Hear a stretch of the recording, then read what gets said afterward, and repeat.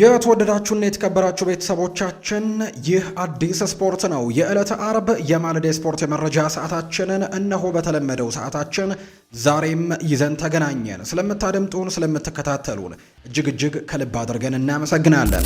ዛሬም እንደተለመደው የተለያዩ ስፖርታዊ ጉዳዮችን ወደ እናንተ የምናደርስበት ፕሮግራምን ይዘን ቀርበናል። የዝውውር ጉዳዮችን እንዲሁ ደግሞ ከጨዋታዎች ጋር አያይዘንም የምናነሳቸው ነጥቦች አሉ። ለምሳሌ ያክል ዛሬ በስፓኒሽ ላሊጋ ሪያል ቤቲስ እና ሪያል ማድሪድ የሚያደርጉት ጨዋታ የሚጠበቅ መርሃ ግብር ነው። እንዲሁ በፕሪሚየር ሊግም የሚደረግ ጨዋታ አለ። ከነዚህ ጨዋታዎች ጋር አያይዘን የምናነሳቸው ነጥቦች ይኖራሉ። በርከት ያሉ የዝውውር ጉዳዮችን ግን ከማንቸስተር ዩናይትድ፣ ከአርሰናል፣ ከቸልሲ፣ ከሊቨርፑል፣ ከማንቸስተር ሲቲ፣ ከባርሰሎና እና ሪያል ማድሪድ ጋር አያይዘን ሌሎቹንም የአውሮፓ ታላላቅ ክለቦችን አካተን በስፋት የምናነሳቸው ጉዳዮች የሚኖሩ ነው የሚሆነው። ሀሳብ አስተያየቶቻችሁን ኮሜንት ቦክስ ላይ ጻፉልን። ቪዲዮአችንን ደግሞ ሁላችሁም ላይክ እያደረጋችሁ እኛን እያበረታታችሁ እንድትጀምሩት ነው በአክብሮት የምንጋብዘው። ከመሸጋገሪያ በኋላ በድጋሚ ተመልሰን ስንመጣም ወደ ርዕሰ ጉዳዮቻችን በቀጥታ የምናመራ ይሆናል። ይህንን ፕሮግራም እየመራው ፉአድ ባህሩ ቆይታን አደርጋለሁ። እስከ ፕሮግራማችን ፍጻሜ ድረስ አብራችሁኝ ቆዩ። ከመሸጋገሪያ በኋላ በድጋሚ ተመልሰን የምንገናኝ ነው የሚሆነው።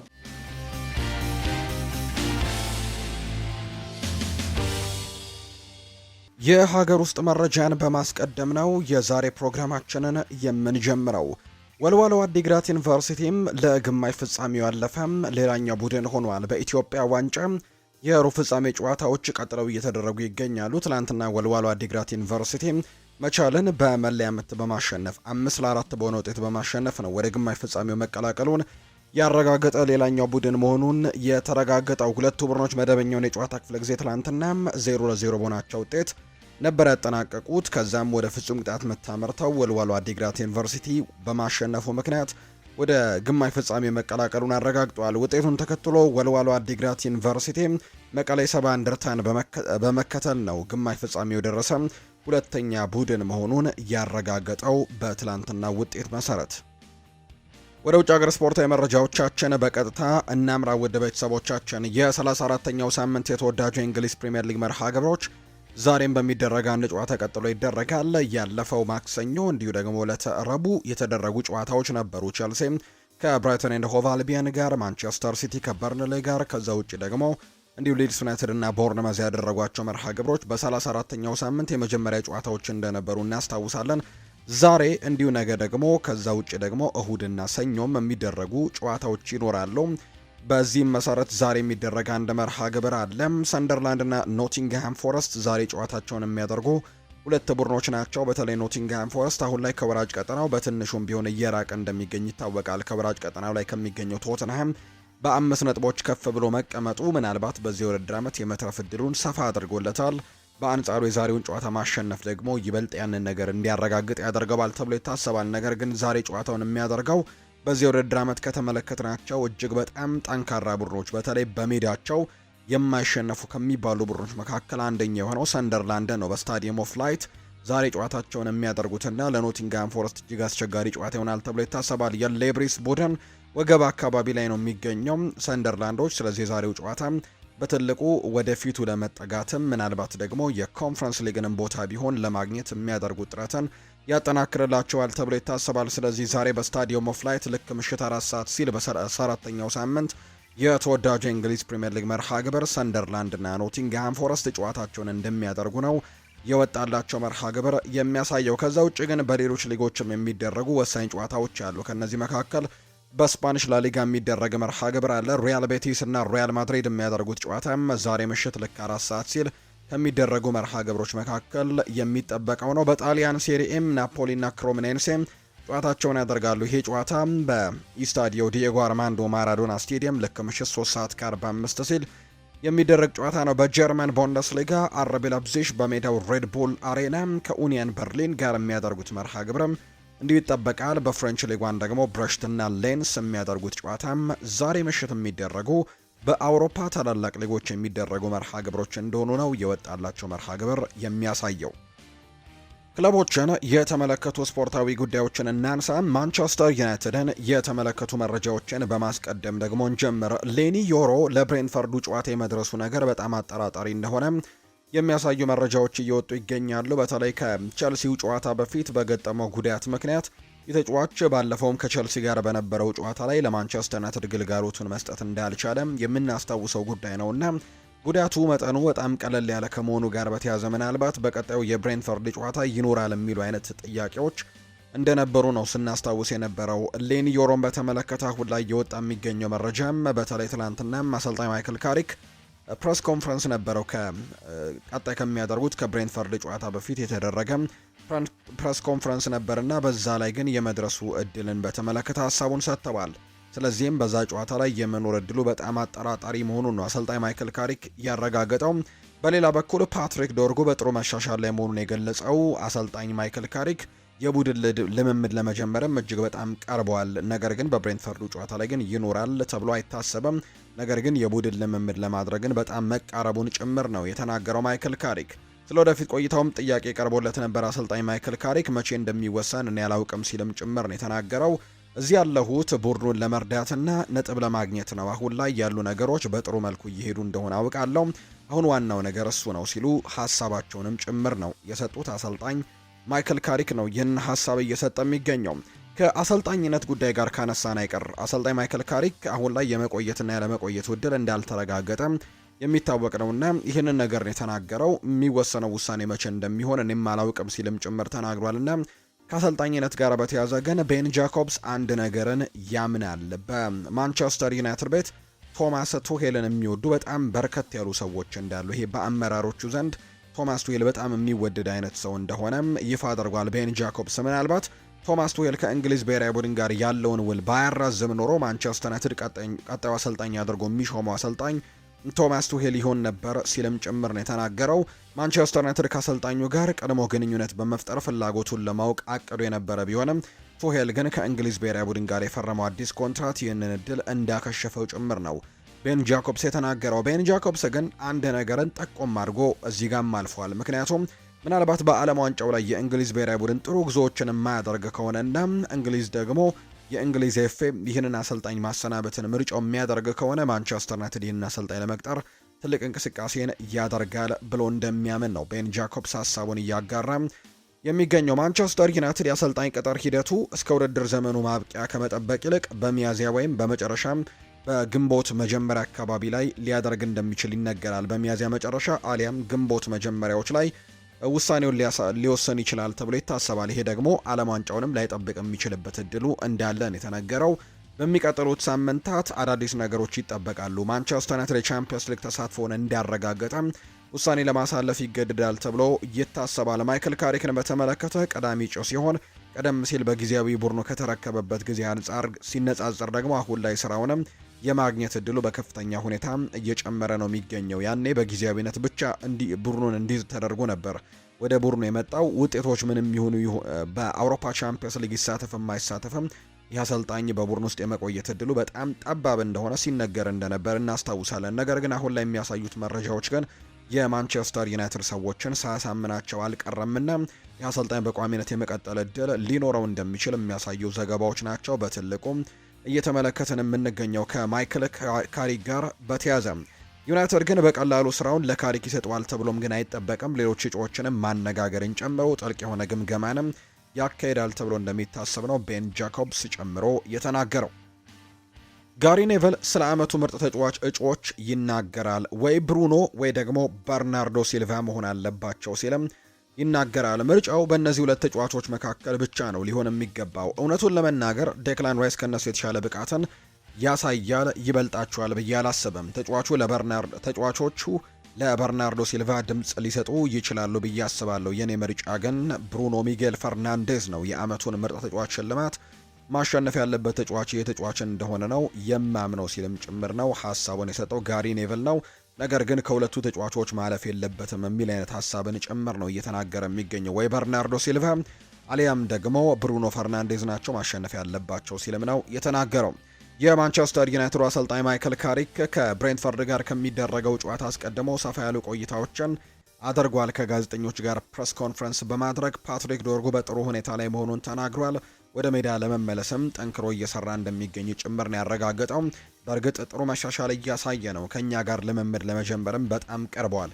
ይሄ ደግሞ ትልቅ አዎንታዊ ነገርን በቡድኑ ላይ ይፈጥራል። ስለዚህም ይሄ በጣም መልካም ዜና ነው ሲልም ጭምር ነው የተናገረው ፓትሪክ ዶርጉን በተመለከተ አሰልጣኝ ማይክል ካሪክ ስለ ማንቸስተር ዩናይትድ ቋሚ አሰልጣኝነት ጉዳይም መቼ ግልጽ እንደሚደረግና መቼ መረጃው እንደሚወጣም ተጠይቆ ምላሹን ሲሰጥ እኔ በግሌ የማውቀው ወይም የምከተለውና የምጠብቀው የጊዜ ገደብ የለኝም። ጊዜው ሲደርስ ሁሉ ነገር ግልጽ ይሆናል ብዬ አስባለሁ። በአሁኑ ሰዓት እዚህ ያለሁት ቡድኑንና ክለቡን ለመርዳት ብቻ ነው ብሏል። ለጊዜው በጥሩ ሁኔታ ላይ ነን፣ ጠንክረን ለመስራት መሻሻል እንችላለን። በአሁኑ ሰዓትም ትኩረቴ ሙሉ ለሙሉ በጨዋታዎች ላይ ነው ሲልም ጭምር ነው ማይክል ካሪክ እየተናገረም የሚገኘው። ሌሎች ነገሮችንም እንዲሁ አንስተዋል። ማይክል ካሪክ ማንቸስተር ዩናይትድን ለቻምፒየንስ ሊግ የሚያበቃ ከሆነ በቋሚ አሰልጣኝነት ቅጥሩ ላይ ተጽዕኖ የኖረው እንደሆነ ተጠይቆ ነበር። ይህንን ብዙ ጊዜ ተናግሬዋለሁ፣ ደጋግሜ መናገርም አልፈልግም። እዚህ በመሆኔ ደስተኛ ነኝ፣ ባለሁበት ሚና ደግሞ እየተደሰትኩ ነው ሲልም ይናገራል። ጥሩ ውጤቶችን ያስመዝግበናል። አሁን ያለንበት ሁኔታም በጣም ጥሩ ነው። ገና ብዙ የሚቀሩን ነገሮች ያሉ፣ አሁንም መሻሻል እንፈልጋለን ሲልም የተናገረው። ልናሳካቸው የምንፈልጋቸው ብዙ ነገሮች አሉ፣ ወደፊትም የምናየው ይሆናል። በየሳምንቱ እዚህ እናንተ ፊት የምናገረው ተመሳሳይ ነገር ነው ሲልም ይናገራል። ከዚያ በላይ ግን ማለት የምችለው ብዙ ነገር የለም፣ ነገር ግን ደጋግሜ እናገረዋለሁ። እዚህ በመሆኔ ደስተኛ ነኝ፣ ከክለቡም ጋርም በጣም ደስተኛ ነኝ ሲልም ጭምር ነው የተናገረው። እዚህ ቦታ ላይ መገኘት ለኔ በጣም ትልቅ ክብር ነው፣ የተሰጠኝን ኃላፊነትንም በሚገባ እየተወጣው እንደሆነ አስባለሁ ሲልም ጭምር ነው የተናገረው። ማይክል ካሪክ ብሩኖ ሚጌል ፈርናንዴስ ስለሚጫወትበት ቦታ ጥያቄ ቀርቦለት ነበር። የእያንዳንዱ ተጫዋች ምርጥ ብቃትን የሚያወጣ የቡድን መዋቅርና አደረጃጀትን ለመፍጠር እየሞከረን ነው ብሏል። በእርግጥም ሁሉም ተጫዋቾች ለቡድኑ ጥቅም ሲባል የተወሰነ መስዋዕትነት መክፈል ይኖርባቸዋል። ነገር ግን እኔ ብሩኖ በነፃነት በማጥቃት እንቅስቃሴ ላይ ሲሳተፍ ማየት እጅጉን ያስደስተኛል ያለው ብሩኖ ለቡድኑ ይጫወታል፣ ይታገላል፣ ኃላፊነት ይወስዳል። በተለይም ደግሞ ቅዳሜ ዕለትም ከኳስ ውጭ የነበረው እንቅስቃሴና የመከላከል ስራውንም በጣም ሳደንቀው ነበር ብሏል። በሱ ላይ ሙሉ እምነት አለኝ። ነገሮችን አስቀድሞ የሚያይና በጣም ድንቅ አእምሮ ያለው ተጫዋች እንደሆነ ማውቃለሁ። በቡድን ውስጥ ትልቅ ተጽዕኖ መፍጠር የሚችል አይነት ተጫዋች ነው። ስለዚህም በሱ ላይ እምነት በመጣል ልዩነት ሊፈጥር በሚችልበት ቦታ ላይ ሁሉ እንዲጫወት ለማድረግ ነው መሞከር ያለብን ብሏል። ማይክል ካሪክ አሰልጣኝነት ቆይታው በኦሌ ጉናር ሶልሼር ጊዜ ከነበረው ጋር ንጽጽር ቀርቦለት ነበር። በኦሌ ከፍተኛ ክብር አለኝ፣ የቅርብ ጓደኛዬ ነው። እዚህ በነበረበት ጊዜም በቅርበት አብሬው ሰርቻለሁ። በወቅቱ ከነበረው ሁኔታ ጋር ቁርኝት ነበረኝ።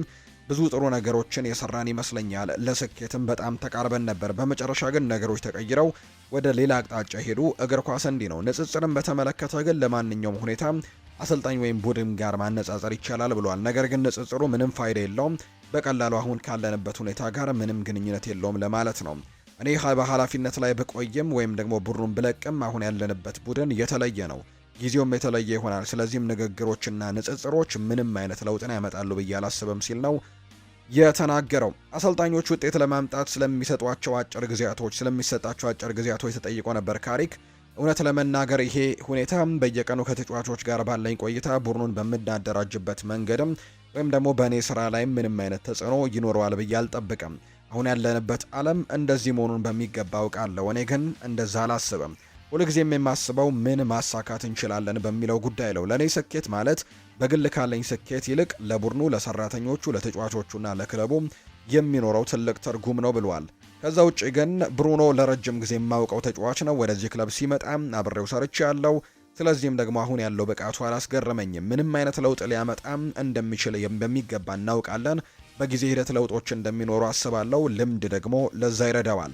እሱም በተመሳሳይ በጣም በአውንታዊ መንገድ እያደገ እንደሆነ ማየት ትችላላችሁ። ትልቅ ተጽዕኖ ያለው ተጫዋች ነው። በቡድን ውስጥም ከፍተኛ ለውጥን የሚያመጣ ተጫዋች ነው። በአሁኑ ሰዓት በጣም ጥሩ ብቃት ላይ የሚገኘው ተጫዋቻችን እሱ ነው። በዚህም እጅግ በጣም ደስተኞች ነን ሲልም ይናገራል ካሪክ። በመጨረሻ ማይክል ካሪክ በቡድኑ ወቅታዊ ውጤት አስገርሞት እንደሆነም ተጠይቆ በተፈጠረው ነገር ተገርም ያለው ማለት አልችልም። ቡድኑን ከያዝኩበት ወዲህ ጥቂት ጊዜያቶች አልፈዋል። ብዙ ጣውረዶችን አይቻለው። ልምድ ሲኖረ በእንደዚህ አይነት ሁኔታዎች ጊዜ በብዙ መልኩ ይረዳሃል። ስለዚህም ውጤቶቹ አላስገረሙኝም ሲልም የተናገረው። ከተጫዋቾች ጋር መስራትን እወዳለሁ። እነሱ እያደጉ እንደሆነ መርዳትም ደስ ይለኛል። በመጨረሻም ውጤት ማምጣትና ያንን ደስታ ደግሞ ከደጋፊዎች ጋር መጋራት ትልቁ ፍላጎቴ ነው ብለዋል። አስፈላጊና ትልልቅ ደግሞ ድሎችን ስታገኝ ደስታውን የምትጋራበት ጊዜያቶች ይኖራሉ። በመጨረሻም ሁላችንም እዚህ ያለ ነው ለዚህ ነው። ስለዚህም እነዚህን አጋጣሚዎች በሚገባ መጠቀም ይኖርብናል ሲልም ነው ከብሬንትፈርድ ጋር ከሚያደርገው ጨዋታ አስቀድሞ በነበረው ፕሬስ ኮንፈረንስ ላይ አሰልጣኝ ማይክል ካሪክ ሰፋ ያለ ቆይታን ከጋዜጠኞች ጋር ያደረገበት ቃለ ምልልስ ነው። ሌላኛው ከማንቸስተር ዩናይትድ ጋር በተያያዘ የሚነሳው ጉዳይ ማንቸስተር ሲቲም ለኤሊዮት አንደርሰን ከፍተኛ ገንዘብ ለማቅረብ ዝግጁ ሲሆን በአሁኑ ወቅት ተጫዋቹን ለማስፈረም በሚደረገው ፉክክር ቀዳሚነቱን እንደያዘ ይታመናል። ማንቸስተር ሲቲም ኤሊዮት አንደርሰንን ለማስፈረም ማንቸስተር ዩናይትድም ቢሆን የተጫዋቹ ላይ ያለው ፍላጎት አሁንም እንደቀጠለ ነው። ምንም ተስፋ የመቁረጥ ስሜት የለባቸውም። ሲቲ ዝውውሩን ሳይጨርስ ቢቀር በሚል ሁኔታውን በቅርብ ርቀት ሆነው እየተከታተሉት ነው። በተመሳሳይ ሰዓት ሪያል ማድሪድ ሹዋሜኒን አሳልፎ ለመስጠት በጭራሽ ዝግጁ አይደለም። ነገር ግን ዩናይትዶች እሱንም ለማስፈረም እንቅስቃሴዎችን እያደረጉ ነው። ተጫዋቹ ራሱ ሹዋሜኒ ማለት ነው በማድሪድ ቤት ደስተኛ ሲሆን ክለቡን የመልቀቅ ምንም አይነት ፍላጎት እንደሌለው ጭምር ነው የተነገረው። ስለዚህም ይህንንም ተጫዋች የማስፈረም እድላቸው በጣም ጠበብ ያለ ቢሆን እንኳን ነገር ግን አሁንም ቢሆን ማንቸስተር ዩናይትዶች የኤሊዮት አንደርሰንንና የኦሪዮል ሹዋሜኒን ጉዳይም በቅርብ ርቀት እየተከታተሉት እንደሆነ ነው ፋብሪሲዮ ሮማኖ መረጃውን እያጋራ የሚገኘው። ሌላኛው ሰሞኑን ከማንቸስተር ዩናይትድ ጋር ስሙ እየተነሳ የሚገኘው የቶተንሃሙ የተከላካይ ስፍራ ተጫዋች የሆነው ሚኪ ቫን ደቬን ነው። ማንቸስተር ዩናይትዶች በሚቀጥለው የክረምት የተጫዋቾች የዝውውር መስኮት በተለይ በሚቀጥለው የውድድር ዓመት የአውሮፓ ቻምፒየንስ ሊግ ተሳትፎን ለማግኘት እጅግ በጣም ቀርበዋልና የተከላካይ መስመራቸውን ማጠናከርን ምርጫቸው ያደርጋሉ ተብሎ ይጠበቃል። በዚህ መሰረትም ማንቸስተር ዩናይትዶች ሚኪ ቫን ደቬን ላይ ትልቅ ፍላጎት አላቸው ተብሏል። በተለይ ቶተንሃም ከፕሪሚየር ሊግ የሚወርድ ከሆነ ተጫዋቹን ለማግኘት ቀላል ይሆንላቸዋል ተብሎ ይታሰባል። ካልሆነም ግን ማንቸስተር ዩናይትድ ተጫዋቹን ለማምጣት ትልቅ ጥረቶችን እንደሚያደርግ ነው የሚታመነው። ማንቸስተር ዩናይትድ ሚኪ ቫን ደቬን ውስጥ ለውስጥ ውይይቶችን አድርገዋል ተብሏል። ነገር ግን የተጫዋቹ የወደፊት ቆይታ በቶትንሃም ወቅታዊ ሁኔታ ላይ እጅጉን የተንጠለጠለ ነው።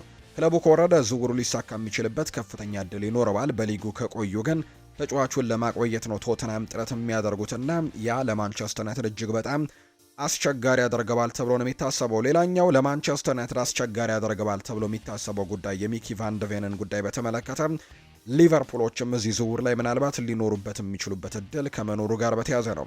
ሊቨርፑል ሚኪ ቫን ደቬንን ለማስፈረም የሚያደርገው ፉክክርን የሚቀላቀሉ ከሆነ ተጫዋቹ ያለምንም ጥርጥር ከማንቸስተር ዩናይትድ ይልቅ ሊቨርፑልን መቀላቀል ይመርጣል ብሏል ቤን ጃኮብስ ባጋራው መረጃና ዩናይትድ እነዚህ ሁለት ስጋቶች ያሉበት ቶተንሃም በሊጉ የሚቆይ ከሆነ ቶተንሃሞች ይህንን ተጫዋች ላይ ያለቁ የሚችሉበት እድል አንደኛው ትልቁ ምክንያት ነው። ከዛ ውጭ ሁለተኛው ደግሞ ምናልባት ደግሞ ሊቨርፑል ወደዚህ ዝውውር የሚገባ ከሆነ ሊቨርፑል ቅድሚያ የሚሰጠው ተጫዋቹን ለሊቨርፑል ቅድሚያ እንደሚሰጥ ነው መረጃዎች እየወጡ እንደሚገኙ ነው ቤን ጃኮብስ ይፋ ያደረገው።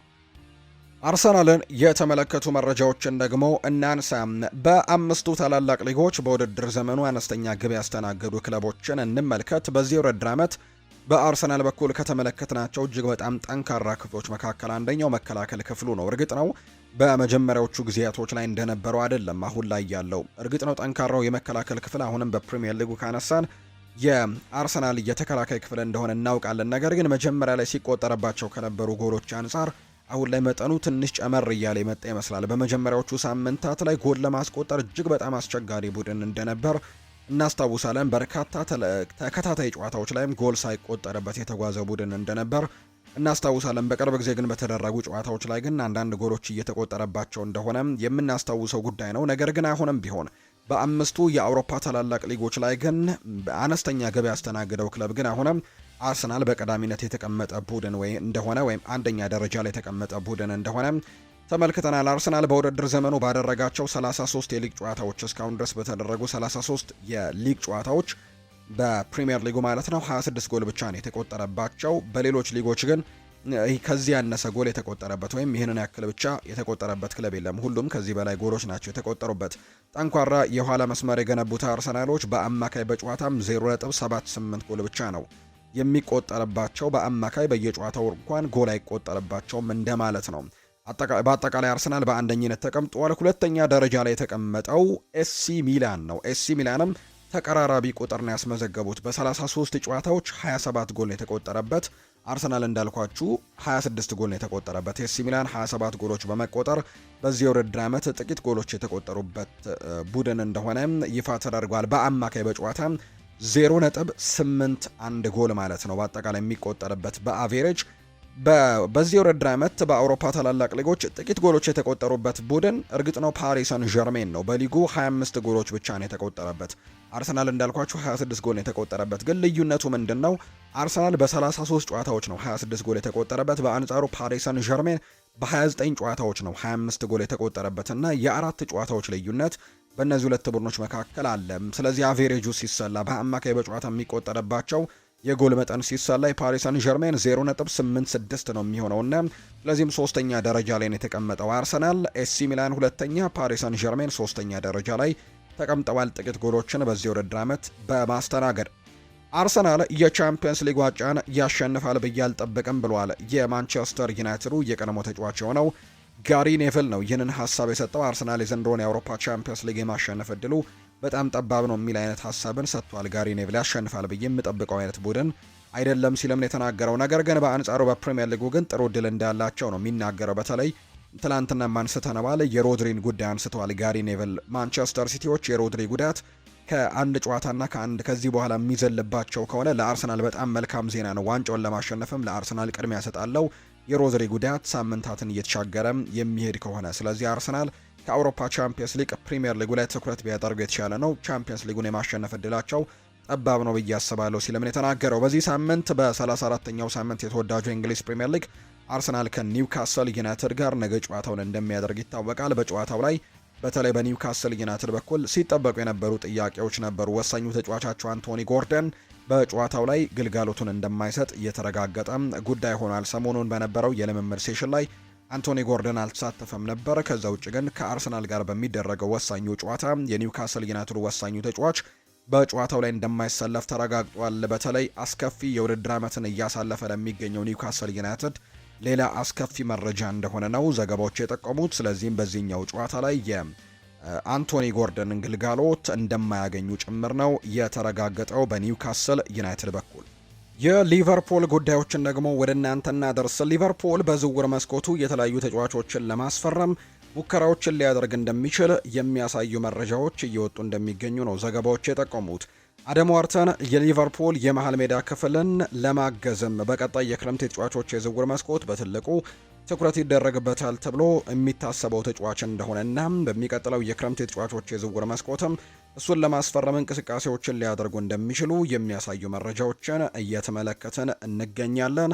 በተለይም ከርቲስ ጆንስ ክለቡን ለቆ ይወጣል የሚሉ አይነት ሀሳቦች እየተገለጹ ይገኛሉ። ከ16 ዓመታት በኋላ ከክለቡ ጋር ይለያያል የሚሉ መረጃዎች ከመውጣታቸው ጋር በተያያዘ ሊቨርፑል በአደም ዋርተን ለመተካትም ፍላጎቶች እንዳላቸው ነው የሚነገረው። ሌላኛው በአማካይ ስፍሩ ላይ ሊቨርፑሎች የሚመለከቱ ተጫዋች የኤዜድ አልካማሩ አማካይ ኬስ ሲሚትም ፍላጎት እንዳላቸው ነው እየተነገረ የሚገኘው። ይህንን ሆላንዳዊ ተጫዋች ለማስፈረም በተለይ ደግሞ አሰልጣኝ አርነ ስሎት ፍላጎታቸው እንደሆነ የሚያሳዩ መረጃዎች ያሉ። ነገር ግን ይህንን ተጫዋች ለማስፈረም በጣም ቀላል ይሆናል ተብሎ አይታሰብም። ምክንያቱም ሌሎች በጣም በርከት ያሉ ክለቦችም እነ ሪያል ማድሪድ እነ ማንቸስተር ዩናይትድን ጨምሮ በርከት ያሉ ክለቦች ኬዝ ሲሚትን ለማስፈረም ፍላጎት እንዳላቸው ነው የሚነገረው። ዩቬንቱስ አሊሰን ቤከርን ለማስፈረም እየሰሩ ይገኛሉ። በዩቬንቱስ እና በተጫዋቹ መካከል ቀደም ሲል መሰረታዊ የቃል ስምምነትም ተደርሷል ተብሏል። አሊሰን ቤከር ለዝውውሩ ግልጽ ፍላጎት ያለው ሲሆን በዩቬንቱስ ፕሮጀክትም በእጅጉ ተማርኳል ነው የተባለው። እንግዲህ ሊቨርፑል በአሊሰን ላይ ያለውን እቅድም መረዳት ያስፈልጋል። ለዝውውሩ ምን ያክል ገንዘብ እንደሚጠይቅና ስለመልቀቁም በሩን መክፈት አለመክፈታቸውን እስካሁን የታወቀ ነገር እንደሌለ ነው መረጃዎች የወጡት። ይህም ቢሆን ግን አሊሰን ከሊቨርፑል ጋር በጥሩ ሁኔታ ላይ መለየት ነው የሚፈልገው። ክለቡ በማንኛውም ሊደረግ በሚችል ዝውውር ደስተኛ እንዲሆን ይፈልጋል። እንዲያውም በአሁኑ ወቅት የቀረው ብቸኛው ነገር ይህ ነው። በአሊሰንና በዩቬንቱስ መካከል ቀደም ሲል መሰረታዊ ስምምነቶች እንዳሉ ነው የሚነገረው። ግብ ጠባቂው እሺ የሚል ምላሹን ለዩቬንቱስ እንደሰጠ ጭምር የሚያሳዩ መረጃዎች አሉ። ነገር ግን እንዳልኳቸው ከሊቨርፑል ጋር ሰላማዊ መለየትን ብቻ ሊያደርግ እንደሚችል የሚያሳዩ ነገሮችም እንዳሉ ጭምር ነው የተነገረው። የዩቬንቱስ ስፖርቲንግ ዳይሬክተር ስለ ሙሐመድ ሳላህም አንዳንድ ሀሳቦችን አጋርተዋል። ሙሐመድ ሳላህ ወደ ዩቬንቱስ ለማስፈረም ድርድር እየተደረገ ነው ተብሎ የሚናፈሰው ወሬም በጭራሽ እውነት አይደለም። በእውነቱ በአሁኑ ወቅት በዚህ ዙሪያ ምንም አዲስ ነገር አድርገን አናውቅም ሲልም ጭምር ነው የዩቬንቱሱ ፕሬዝዳንትም እየተናገሩ እንደሚገኙ መረጃዎች እየወጡ የሚገኙት። ዳኒ መርፊ ይናገራል። አርነ ስሎት የሚቆይ ከሆነ በሚቀጥለው የውድድር ዘመን ለዋንጫ ተፎካካሪ ይሆናል ብዬ አላስብም። ይሄ የሆነው በሱ ምክንያት ብቻ ሳይሆን አርነ ስሎት የሊቨርፑል ደጋፊዎች የሚፈልጉት አይነት የእግር ኳስ ጨዋታን የመመለስ እድላቸው ሰፊ ስለማይመስለኝ ነው። እሱ ያንን ከፍተኛ ጉልበት የሚጠይቅና ተጭኖ የመጫወት የእግር ኳስ ዘይቤን ይተገብረዋል ብዬ አልጠብቅም። ስለዚህ በሚቀጥለው የውድድር ዓመትም ሊቨርፑሎች ለዋንጫ የሚፎካከሩ አይመስለኝም ሲልም ጭምር ነው። በተለይ አሰልጣኝ አርነ ስሎት በክለቡ የሚቆዩ ከሆነ ይሄ ነገር የመሳካት እድሉ በጣም ጠባብ ነው የሚል አይነት ሀሳብ ጭምር እንዳለው ነው ይፋ የተደረገው። ይህንን የተናገረው የቸልሲን ጉዳዮች ደግሞ እናንሳ። የቸልሲ ተጫዋቾች እረፍት እንዳነሳቸው ጠይቀው እንደነበር ነው ይፋ የተደረገው። የተወሰኑ የቸልሲ ተጫዋቾች ሊያም ሮስኒየር በቂ የእረፍት ቀን አይሰጠንም በሚል ቅሬታ ያሰሙበት እንደነበር የሚያሳዩ መረጃዎች ይፋ ተደርገዋል። በዚህም ተጫዋቾቹ ደስተኛ እንዳልነበሩ ነው የሚነገረው። ይህንን የሰማ ግን አንድ የክለቡ ተጫዋች ግን በንግግራቸው ተበሳጭቶ እንደነበርም ጭምር ይነገራል። ተጫዋቾቹም በንዴት አሁንም እየተሸነፍን ነው፣ እረፍት ለመጠየቅ ጊዜው አይደለም ብሎም እንደገሰጻቸው ጭምር ይነገራል። ለክለቡ ቅርብ የሆኑ የመረጃ ምንጮች ናቸው ይህንን ያጋሩት። የተጫዋቹን ስም ባይገልጹም ነገር ግን አንድ ተጫዋች ግን ተጫዋቾቹን ሲገስጽና አሁን እረፍት የምናደርግበት ጊዜ አይደለም የሚል አይነት ሀሳብም ሲያጋራ እንደነበር ጭምር ነው የተነገረው። በክለቡ መልበሻ ቤት ግን በሁለት ጎራ እየተከፈለ ነበር። አንደኛው የክለቡን ስኬት የሚያልሙ፣ ሌላኛው ደግሞ በግል አጀንዳ የተጠመዱ እንደሆኑ ጭምር ነው። ለሁለት ተከፍሎ ያለ የመልበሻ ክፍል እንዳለ ነው በቸልሲ በኩል የተመለከት ነው። የተወሰኑ የቡድኑ ተጫዋቾች ደግሞ በአሰልጣኝ ኤንዞ ማሬስካ መሰናበት እስካሁን ድረስ ከፍተኛ ብስጭት ይሰማቸዋል የሚል መረጃም ጭምር አለ።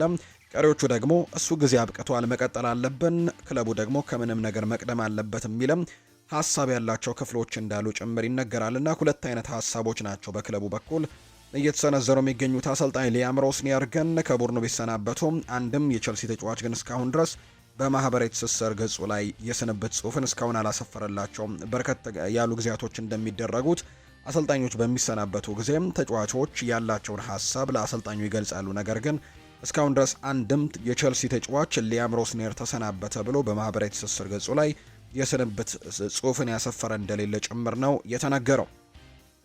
የቸልሲ አሰልጣኝ ለውጥ ዝግጅታችንን አስቸጋሪ ያደርገዋል ብሏል ዳንኤል ፈርከ ናቸው ይህንን ሀሳብ የሰጡት። የሊድስ ዩናይትድ አሰልጣኝ ዳንኤል ፈርከ በእሁዱ የኤፍኤ ካፕ ጨዋታም ለንደን በደጋፊዎች ትጥለቀለቃለች ብለዋል። ደጋፊዎችን መዲናዋን እንደሚሞሉት እርግጠኛ ነኝ ያሉት አሰልጣኙም ተጫዋቾቹም ሜዳ ላይ ያላቸውን ይሰጣሉ ሲሉ ጭምር ተናግረዋል። ስለ ሊያም ሮስኒየር መሰናበት የተጠየቁት ዳንኤል ፈርከ ይሄ ለውጥም ዝግጅታችንን አስቸጋሪ ያደርገዋል ሲልም ጭምር የተናገረው። ቸልሲ እሁድ ከቀኑ 11 ሰዓት በዌምብሌይ ስቴዲየም ከሊድስ ዩናይትድ ጋር ጨዋታውን እንደሚያደርግ ይታወቃል። በኤፍኤ ካፕ ጨዋታ ነው ይህንን መርሃ ግብር የሚያደርጉት። እንደ ማትላው ዘገባ ከሆነ ማሬስካ በተባረረ ሰዓት ማክፈርለን ቸልሲን በመራባቸው ሁለት ጨዋታዎች ላይ የቸልሲ ተጫዋቾች አሰልጣኙን ወደውት ነበርና አሁን ደግሞ እድሉን በድጋሚ አግኝተዋል። በተለይ ሊያም ሮስኒየር ከተሰናበተ በኋላ ቀሪዎቹን ጨዋታዎች በዚህ አሰልጣኝ እንደሚቀጥሉ መረጋገጡን ተከትሎም ያኔ ደስተኛ ነበሩና አሁንም በዚህ ደስተኛ ይሆናሉ ተብሎ ነው የሚታሰበው። በቸልሲ ውስጥ ያሉ ብዙ ተጫዋቾች ግን ኤንዞ ማሬስካ አሰልጣኝነት አጫወቱን ወደውት ነበር እና እርሱ ሲሄድ ደግሞ በጣም አዝነው እንደነበር የሚያሳዩ መረጃዎች አሉ። ማንቸስተር ሲቲ የመሃል ሜዳውን ማጠናከሪያ ሲፈልግ ኤንዞ ፈርናንዴዝ ጋር ተያይዞም ነበር። ቸልሲ አርጀንቲናዊን ተጫዋች ለመሸጥ ዝግጁ ቢሆንም ከፍተኛ ዋጋ ግን ይጠይቅባቸዋል ተብሎ እንደሚታሰብ ነው ዘ ጋርዲያን የተባለው የመረጃ ምንጭ ይፋ ያደረገው። የቀድሞ የቸልሲ ኮከብ የነበረው ጆን ቴሪ ሀሳቡን ሰጥቷል። ክለቡ አሰልጣኝ ሊያም ሮስኒየርን ማሰናበቱን ተከትሎ በቡድኑ የወደፊት ዕጣ ፈንታ ላይ ያለውን ስጋትም እየገለጸ ነው። ሊያም ሮስኒየር በቸልሲ ቤት የቆዩት ለ107 ቀናት ብቻ ሲሆን በ23 ጨዋታዎችም ካሳዩት ደካማ ውጤት በኋላ ነው ክለቡን ለመሰናበት የተገደዱት። አሁን ባለንበት ደረጃ ትልቅ አሰልጣኝ ወደ ቸልሲ ላይ መጣ የሚችልበት እድል አለ የሚለው ጆን ቴሪ ክለቡ አዳዲስ ተጫዋቾችን መግዛት አለመቻሉና ወሳኝ ተጫዋቾችን ሊሸጥ የሚችልበት እድል መኖሩ የበለጠ እንዳሳሰበው ስለ ቀድሞ ክለቡ በጣም እያሰበ እንደሆነ ነው የሚናገረው። ጆን ቴሪ ቀጥልና ደጋፊዎች የሚሰማቸውን ቁጣና ብስጭት እንደሚጋራ ገልጸው ተጫዋቾቹ ግን ከሜዳ ውጭ ያለውን ትችት ወደ ጎን በመተው በመጪው እሁድ ከሊድስ ዩናይትድ ጋርም በሚደረገው የኤፍኤ ካፕ የግማሽ ፍጻሜ ጨዋታ ላይ ትኩረት እንዲያደርጉ ነው የመከረው። በእኔ ዘመን 17 አሰልጣኞች ሲመጡና ሲሄዱ ተመልክቻለሁ። ተጫዋቾች ማድረግ ያለባቸው አንድነት ፈጥሮ ለጨዋታ መዘጋጀት ነው ሲል ነው ጆን ቴሪ ጨምሮ የተናገረው። ቸልሲ እስከ ውድድር ዘመኑ መጨረሻም በካለም ማክፋርለንም እየተመራ ቀሪ ጨዋታዎችን እንደሚያደርግ የሚያሳዩ መረጃዎች ናቸው ይፋ የተደረጉት። የማንቸስተር ሲቲን ጉዳይ ደግሞ እናንሳ። ካራባው ካፕ አርሰናልን እንደሚያስደነግጥ እናውቅ ነበር ብሏል። ጀረሚ ዶኩ ነው ይህንን ሀሳብ የሰጠው።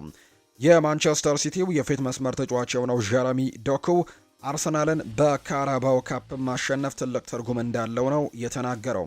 ስለዚህም ይህንን ውጤት ካመጡ በኋላም ትንሽ ደንገጥ እንደሚሉ እናውቅ ነበር ሲልም ነው ጀረሚ ዶኩ ሀሳቡን እየሰጠ የሚገኘው።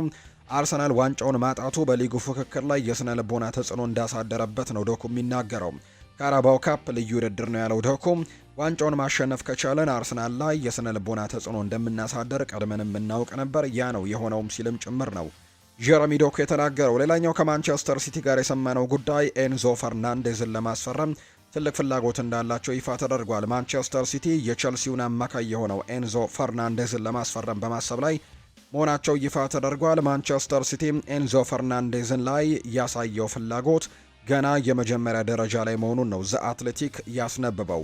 ክለቡ ከኤንዞ ፈርናንዴዝ በተጨማሪ ኤሊዮት አንደርሰንን ጨምሮ ሌሎች አማራጮችን መያዙን የተጠቆመው ሪያል ማድሪድ በበኩሉ የኤንዞ ፈርናንዴዝ ሌላኛው ፈላጊ ሲሆን ይሁን እንጂ በአሁኑ ሰዓት ግን ለዝውውሩ ይቀርብ እንደሆነ አልታወቀም። ማንቸስተር ሲቲ የበርናርዶ ሲልቫን መልቀቅ ተከትሎ ኤንዞ ፈርናንዴዝን ለመተካትም ፍላጎት እንዳላቸውና እሱን እንዲመለከቱ እንዳደረጋቸው ጭምር ነው የሚያሳዩ መረጃዎች የወጡት። የሪያል ማድሪድ ጉዳይን እናንሳ። ሪያል ማድሪድና ፓሪስ ሳን ዠርሜን በዚህ ክረምት የአርሰናሉን የመሃል ተከላካይ ጋብሪኤል ማጋሌሽን ለማስፈረም ፉክክር ውስጥ መግባታቸው እየተነገረ ነው። በተለይ አርሰናል የፕሪሚየር ሊግም ሆነ የቻምፒየንስ ሊግ ዋንጫን ካላሸነፈ ተከላካዩ ምናልባት አርሰናልን መልቀቅ የሚያስብ ከሆነም እነዚህ ሁለት ክለቦች ይህንን ተጫዋች ለማስፈረም ትልቅ እንቅስቃሴ ሊያደርጉ የሚችሉበት እድሉ እንዳለ ነው እየተገለጸ የሚገኘው። እንደ ኤክረም ኮኑር መረጃ ከሆነ ሪያል ማድሪድ እና ፓሪስ ሳን ዠርሜን ይህንን ተጫዋች ስለማስፈረም በትልቁ እንቅስቃሴዎችን እየጀመሩ እንዳለ የሚያሳዩ ዘገባዎች ወጥተዋል። ዳኒ ሰባዮስ በዚህ ክረምት እንዲሁ ሪያል ማድሪድን ለቆ ይወጣል ተብሎ ይጠበቃል። ሪያል ማድሪድ የዝውውር ጥያቄያቸውን ለማቅረብም የሚችሉ ክለቦችን እየተመለከተና እየጠበቀ ነው የሚገኘው። አሁኑኑ ግንኙነትም ጀምረዋል። አያክስ እና ሌሎች ሁለት ክለቦች እሱን ለማስፈረም ከፍተኛ ፍላጎት እንዳላቸው ነው ፋብሪዚዮ ሮማኖ የገለጸው። የኔዘርላንዱ ክለብ አያክስ አምስተርዳም ሴባዮስን ለማስፈረም ከፍተኛ ፍላጎት ካላቸው ክለቦች መካከል አንደኛው ሲሆን ቀጥተኛ ግንኙነቶችም መጀመራቸው ነው ይፋ የተደረገው። ከአያክስ በተጨማሪ እንደ ቪያሪያል እና ኦሎምፒክ ደማርስ ያሉ ክለቦችም የተጫዋቹን ሁኔታ እየተከታተሉ ይገኛሉ። ሪያል ማድሪድ ለተጫዋቹ ዝውውር ከ15 እስከ 20 ሚሊዮን ዩሮ አካባቢ እንደሚፈልግ ነው የተነገረው። ሴባዮስ በማድሪድ ቤት በቂ የመጫወቻ ጊዜን እያገኘ አይደለም። በዚህም በያዝነው የውድድር ዘመን በላሊጋው የተጫወተው 476 ደቂቃዎችን ብቻ ነው። በዚህም አዲስ ቻሌንጅ ለመፈለግ ከማድሪድ ለመውጣትም ዝግጁ መሆኑን ነው ፋብሪዚዮ ሮማኖ ጨምሮ የተናገረው። ሪያል ማድሪድ በክንፍ ተጫዋቹ ማይክል ኦሊሴ ላይ ፍላጎት ቢኖረውም ፈረንሳዊው የባየር ሚኒክ ተጫዋች ግን የማይነካ ተጫዋች እንደሆነ ነው የተገለጸው። ዲፌንሳ ሴንትራል እንደሚዘግበው ከሆነ በሚቀጥለው የውድድር ዘመን ወደ ቤርናቢው የመዘዋወር ዕድል የለውም። ሪያል ማድሪድ ተስፋ የሌለው ዝውውር ላይ ጊዜ ማባከንም አይፈልጉም። ሪያል ማድሪድ ምንም እንኳን ተጫዋቹን አጥብቀው ቢፈልጉትም ነገር ግን ባየር ሚኒኮች ተጫዋቹን በጭራሽ ይሸጡታል ተብሎ ስለማይታመን እዚህ ተጫዋችና እዚህ ዝውውር ላይ ጊዜያቸውን ማጥፋት እንደማይፈልጉ ነው የተረጋገጠው። ሪያል ማድሪድ በራፋኤል ሊያው ላይ ከፍተኛ ፍላጎት አላቸው ተብሏል። ተጫዋቹም በሪያል ማድሪድ ባለው ከፍተኛ ፍቅር የተነሳ ዝውውሩ ብዙም የሚወሳሰብ ይሆናል ተብሎ አይታሰብም ነው የተባለው። የኤሲ ሚላን ለክንፍ ተጫዋቹም ለመውሰድ ደግሞ የሚመጣ ማንኛውም ቡድን ካለ 70 ሚሊዮን ዩሮ እንደሚፈልጉ ቀድሞ መናገራቸው እየተገለጸ እንደሚገኝ ነው ዘገባው የጠቆመው። ኤምባፔ ጆዜ ሞሪኒዮን መውደዱ አያበሳጨኝም ብሏል። አልቫሮ አርቤሏ ነው ይህንን ሀሳብ እየሰጠ እንደሚገኝ እየተመለከት ነው። አልቫሮ አርቤሏ እንደሚናገረው ከሆነ ጥሩ ያልሆነ የውድድር ዓመትን እያሳለፈ የሚገኘው ሪያል ማድሪድ በቀጣይ አዲስ አሰልጣኝ ለመሾም እንደሚመለከት ይጠበቃል። ክለቡ ዓመቱን ያለ ዋንጫ ካጠናቀቀ ወጣቱ አሰልጣኝ አልቫሮ አርቤሏ በኃላፊነት የመቀጠል እድላቸው በጣም ጠባብ ነው። በቀጣይ ሪያል ማድሪድ ይረከባሉ በሚል ስማቸው ከተያዙ አሰልጣኞች መካከል አንደኛው የቀድሞ አሰልጣኛቸው የነበሩት ጆዜ ሞሪኒዮ ይገኙበታል። ኬሊያን ምባፔ በበኩሉ አሰልጣኝ ጆዜ ሞሪኒዮ የሪያል ማድሪድ ኢላማ ናቸው የሚል ዜናን ላይክ አድርጎ እንደነበር ነው የተገለጸው። በኤምባፔ የተወደደው ጽሑፍ ጆዜ ሞሪኒዮ በቀድሞ የማድሪድ ቆይታቸው ያላቸውን የአሸናፊነት ንጻሬና ሮናልዶ ላይ ስላሳረፉት ተጽዕኖም የሚያትት ነበር። ስለ ክስተቱ የጠየቁት አሰልጣኝ አልቫሮ አርቤሏ በበኩላቸው ሞሪኒዮን መውደዱ አያበሳጨኝም፣ ቀድሞውኑ አያሳስበኝም ሲሉ ጭምር ነው እየተናገሩ የሚገኙት። ዛሬ ከሪያል ቤቲስ ጋር ሪያል ማድሪድ ጨዋታውን ያደርጋልና ከጨዋታው በፊት አሰልጣኝ አልቫሮ አርቤሏ የተለያዩ ቆይታዎችን ያደርገዋል። ሲናገሩም ቡድኖቹ ከሪያል ማድሪድ ጋር ሲጫወቱ እንዴት እንደሚጫወቱ ሁላችንም እናውቃለን። እኛ ደግሞ እዚህ ሁልጊዜም ቢሆን ለክለቡ ባጅም ከኛ የሚፈልገውን ነገር ማድረግም እንፈልጋለን ሲልም ጭምር ነው አልቫሮ አርቤሎ የተናገረው። ስለ ዳኒ ካርቫልም ጥያቄ ቀርቦለት ነበረ። ስለሱ ሁልጊዜ ምን እንደምል ታውቃላችሁ። ስለ ዳኒ ምን እንደምል ተጫዋቾችን መጠየቅ ትችላላችሁ። ለክለቡ ያለውን ትርጉም እናውቃለን። በተለየ ምስል ለመስጠትም ምን ማድረግ እንደምንሞክርም እናውቃለን ብሏል። እኔ እንደማስበው እሱ ድንቅ ነበር። ከሜዳ ውስጥም ሆነ ከሜዳ ውጪ ቁልፍ ተጫዋቾች ላይ እንዲሁ ፍላጎት አላቸው። ወደ ዓለም ዋንጫው መሄድም አለበት። እሱ ታሪክ የሰራ ሌጀንድ ነው። ይህ እንግዲህ ክለብም ካፈራቻቸው በጣም አስፈላጊ ተጫዋቾች አንደኛው እንደሆነ እናውቃለን።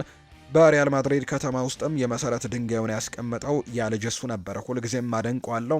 ሁልጊዜም እርስ በርስ እንረዳዳ ነበር። ወደ ቡድኑ ከመጣበት ጊዜ ጀምሮም ትልቅ ፍቅር ነበረን ሲል ነው አልቤሎ የሚናገረው።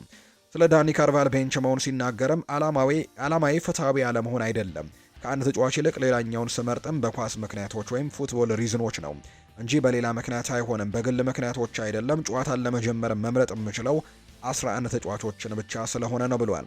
ስለ አይደር ሚሊታውም ጥያቄ ቀርቦለት ነበር። የኤምአርአይ ውጤቱን እንጠብቃለን፣ ከዚያም ጉዳቱ ምን ያክል ከባድ እንደሆነ እናውቃለን ብሏል። ቪኒ ጁኒየር ለእኛ መጫወቱም ትልቅ ክብር ነው ሲልም የተናገረው።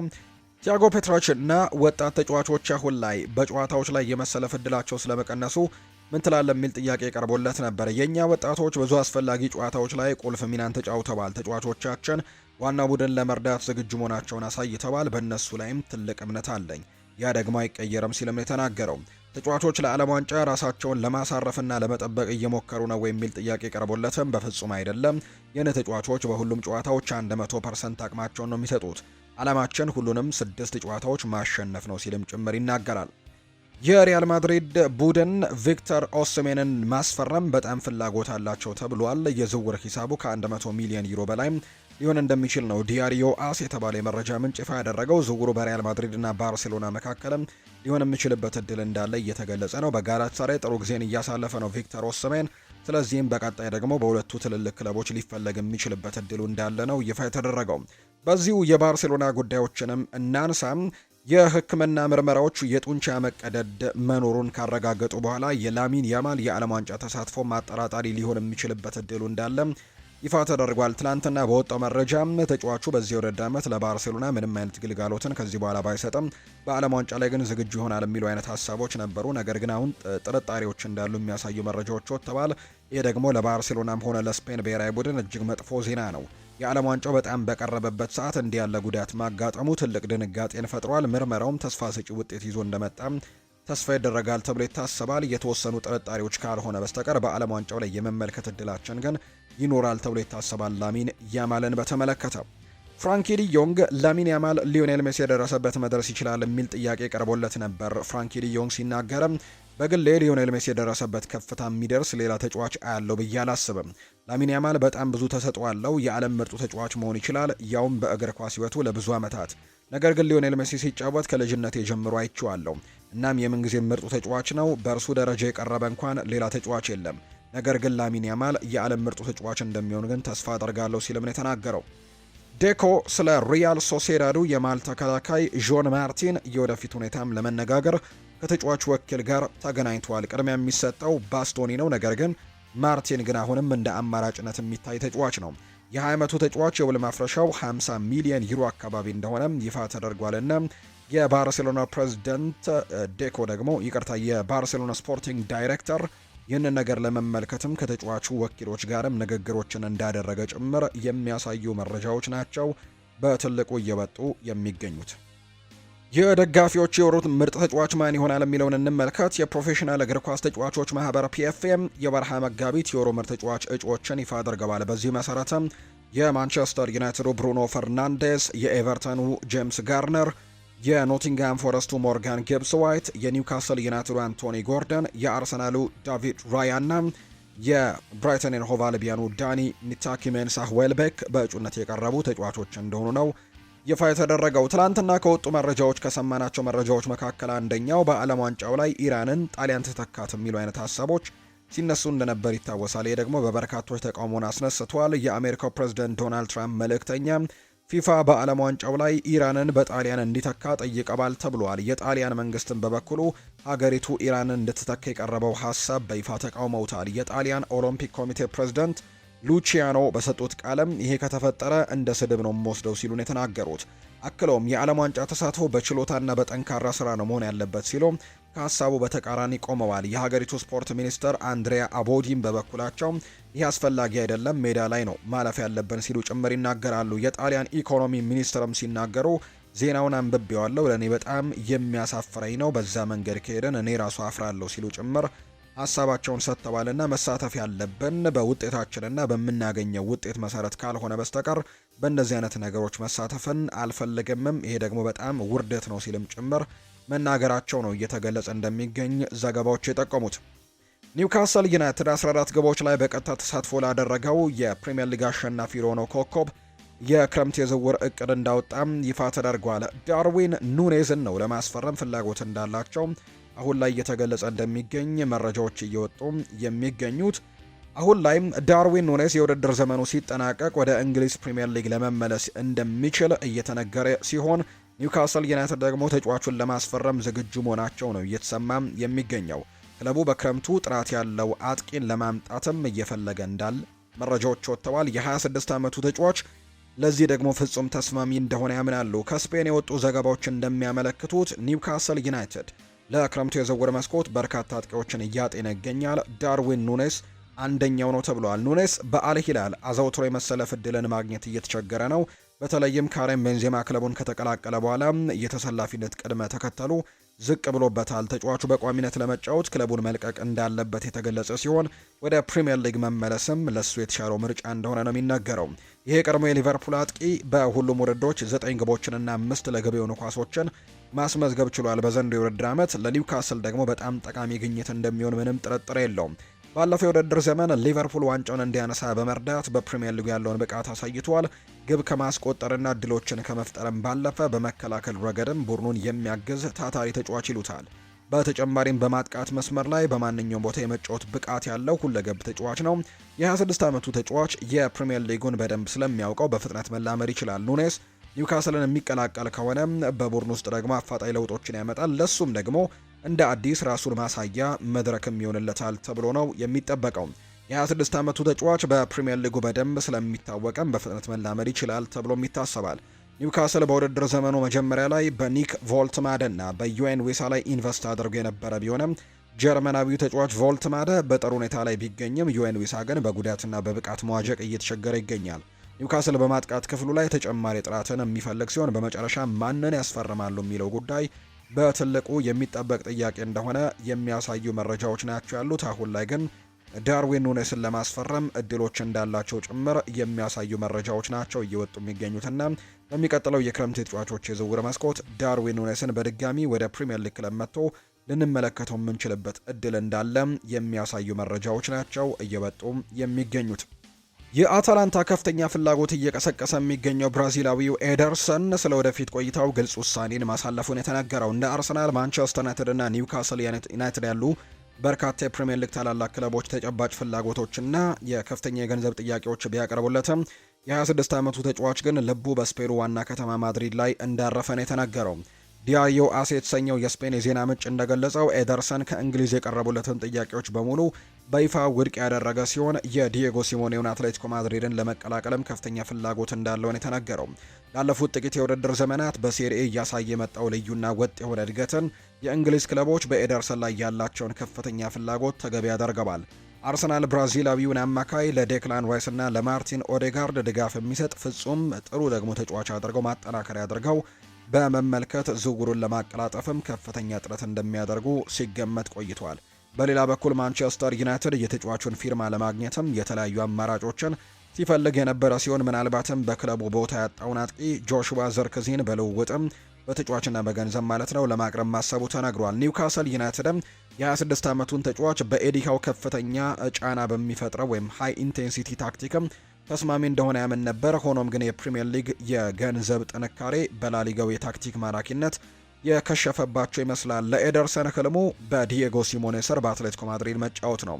በአስገራሚ ፕሬሲንግ በተቃራኒ ተጫዋቾች ላይ በሚያደርገው ጥንካሬ እናም በማይደክም ጉልበቱ በሚታወቀው ብራዚላዊው ተጫዋች በሜትሮፖሊታኖ ስቴዲየም ለሚተገበረው ተፈላጊና ከፍተኛ ጉልበት ለሚጠይቀው ፍልስፍና ተስማሚ ሆኖ ተገኝቷል። ይሁን እንጂ ከተጫዋቹ ጋርም ግል ጥቅማ ጥቅሞች ላይ ስምምነት ቢደረስም የዝውውር ዋጋውን ማጠናቀቅ ግን አሁንም እንደ ትልቅ መሰናክል ቀጥሏል። በድርድር ላይ ብልጥ እንደሆኑ የሚታወቁት አታላንታዎች ለተጫዋቹ 44 ሚሊዮን ፓውንድ ወይም 50 ሚሊዮን ዩሮ አካባቢ ይፈልጋሉ። የአትሌቲኮ የመጀመሪያ ጥያቄ 33 ሚሊዮን ፓውንድ አካባቢ መሆኑ እየተነገረ ነው። በክለቦቹ መካከል ያለውን የዋጋ ልዩነት ለማጥበብም ገና ብዙ ስራዎች ይሰራሉ ተብሏል። የጣሊያኖቹ ኢንተር ሚላንና ዩቬንቱስም ዝውውሩን በሀገር ውስጥ ለመጥለፍም ሁኔታውን በቅርበት እየተከታተሉት ቢሆንም አትሌቲኮ ማድሪድ ግን አሁንም በግንባር ቀደምትነት ላይ እንደሚገኝ የሚያሳዩ መረጃዎች ናቸው በትልቁ እየወጡ የሚገኙት።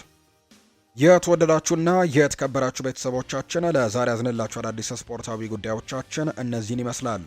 ስላደመጣችሁን ስለተከታተላችሁን ቆይታችሁም ከኛ ጋር ስለሆነ እጅጉን ከልብ አድርገን ነው የምናመሰግነው።